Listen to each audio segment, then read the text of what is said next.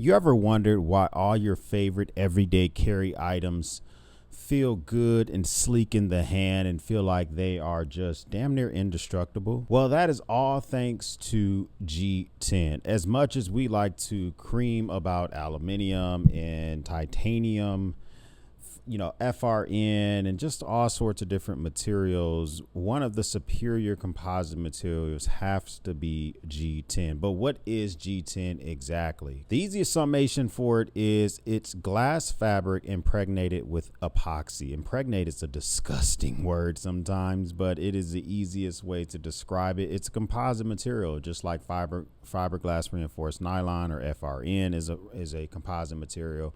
Carbon fiber is a composite material, although carbon fiber is probably much more lightweight, but it normally costs more money. So G10 for me normally is at the top of the tier list when I'm looking to choose an everyday carry item.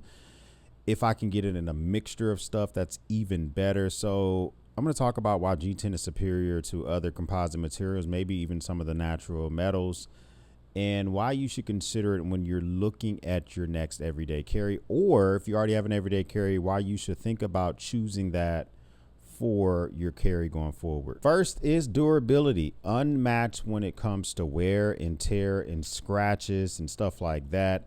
Here we do have the newly released, this is the CRKT 770, and this is a Richard Rogers design. He is the genius that is behind the CEO that came out a few years ago that took Blade Show by storm. He came out with a new line of knives, but this is one of the ones that is featured in G10. This one does have CPM S35 VN blade scales, or blade rather. It does have G10 scales. It has aluminium with the G10 inlaid inside.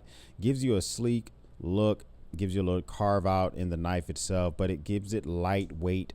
It's so freaking lightweight in comparison to its bigger brother, which is obviously bigger, but this is the 774, also a Richard Rogers design. This one has titanium with the carbon fiber inlays. Carbon fiber is the attempt to try to keep this lightweight, but obviously because of the blade size, but the titanium in comparison to the two just makes the 770 much lighter. Now, obviously, I know that this is a bigger knife, but the purpose is that it's almost always the more lightweight option when it comes to a pocket knife. Now, this one here is going to probably cost you near $200, but there's just much more ways to get G10 all the way down to 20 bucks. The quality of how they impregnate that with epoxy may not be as good as some of the high-end designers, but you can get yourself something like the Ontario Rat CPM S35 VN for like 99 bucks. You can get the Ontario Rat with like OS 8 for like 50 bucks or 40 bucks. You got the Civivi knives. You have Civivi Elementum. You can just so many different options. QSP, Medford knives, Demco. Lots of manufacturers are really good when it comes to the world of G10 for your knife. It's going to help with the durability, with it less likely to slip out of your hand when your hand is wet, or if it has blood on it, or if you have gloves on. One of the things that I like about it is that it has a superior grippiness. This is a G10 pen by Bastion, very lightweight, but when I'm writing with this for a long period of time, if my hands begin to sweat, sometimes when I'm in certain type of meetings, I get nervous, I get frustrated, things start running through my mind, my hands begin to sweat, but I need to continue taking notes. As much as I like my brass, my copper, my titanium pens, this one feels like it's sticking to my hand like glue. I mean, there's not a lot of manufacturers that are literally making pens out of G10. It makes it super lightweight. I love the fact that you can still replace the inside guts of this with commonly like Parker or G2 refills or whatever. And how light it is just makes it comparable in regards to other materials. Imagine even if this was made of FRN or carbon fiber, it might be lighter, but you're going to have to sacrifice either usefulness for cost, or you're going to spend less on FRN, but maybe not have as good as grip. Of course, they don't make a lot of flashlights that are made of G10. I have the EDC 29 to just show you how, if you have a carry that is primarily G10, how it all can blend together, especially when you pair it together with a good flashlight. So just something to show there. But even your key system as well can keep stuff organized, lightweight. The key bar G10 system, they make this in multiple colors. Very lightweight, very durable. This is one of the things that gets bumped and bruised around the most are my keys.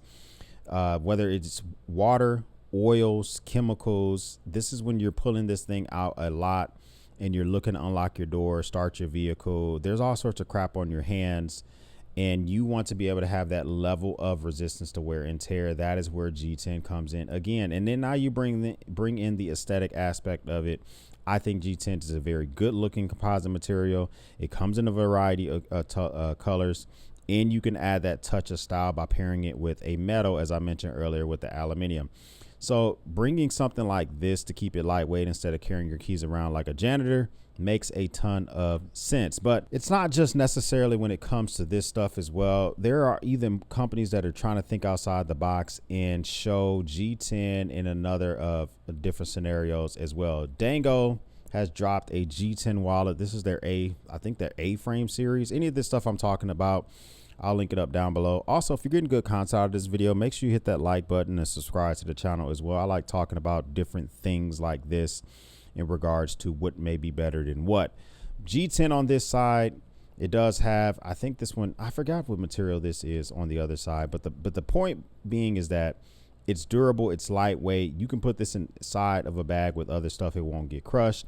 It's still very aesthetically pleasing. It's only really two companies that are trying to pioneer with this, Travax and Dango, when it comes to this look overall. I'm a big fan of just having G10 versus other materials because it has the usefulness.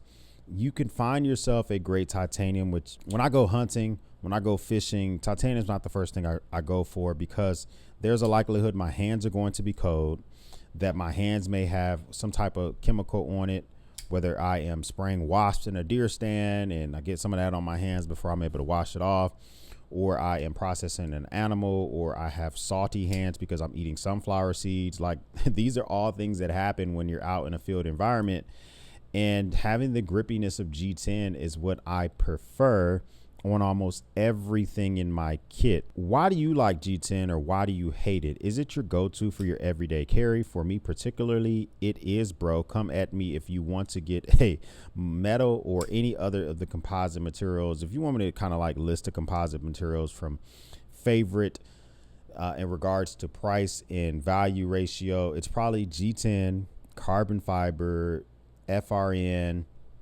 maybe Grivery, polymer. I don't know. I know G10's at the top of the totem pole. I know there are other options as well, but for me, G10 is where I started. G10 is probably where it will be buried with me when that day comes and I need to throw something in my casket. Comment down below if you love yourself some G10, if you hate yourself some G10. If this is your first time stopping by, hit the subscribe button. I would love to have you a part of the battalion. If this is not your first time stopping by, well, thank you once again for watching me run my grape. For everyone else,